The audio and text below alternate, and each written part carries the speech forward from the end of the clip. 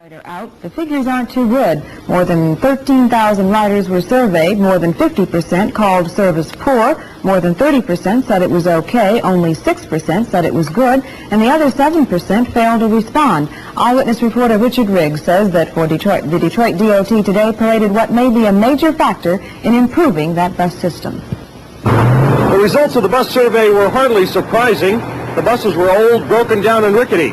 And here's the cure for the Detroit bus system problems: new buses.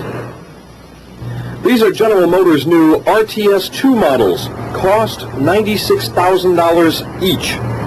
The Detroit DOT will have 112 of the sleek air-conditioned coaches on the road Monday. Right now they're being fitted with coin boxes. The new buses are going to be reliable.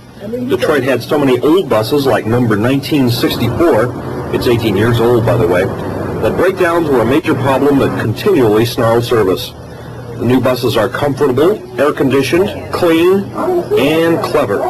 For the elderly and the handicapped, the buses have so-called kneeling features. The bus literally tips over to the right just a bit and makes getting on a snap.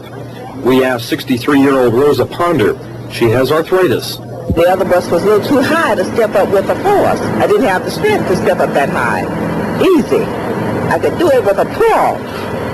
And that's what those bars was good to me for. No, maybe I won't need the bars so much.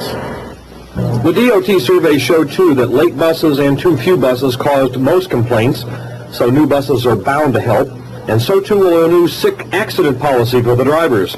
They're no longer going to be able to accumulate sick days, meaning they'll no longer be encouraged to take a day off here or there. Richard Riggs, TV. Transit authorities assumed the survey results would be bad, and they were. 55% of the bus riders questioned said the bus service was poor. 72% said the buses don't come on time. 65% said, too, that the buses don't come often enough. Of the nearly 14,000 people questioned, 81% rode the buses every day, most of them to work. 60% of the riders earn less than $20,000 a year. DOT Director Conrad Mallett said improvements are at hand. The service was certainly not what it should have been. We are putting these new buses into service Monday morning. We have changed our training program to make certain that the drivers are more courteous.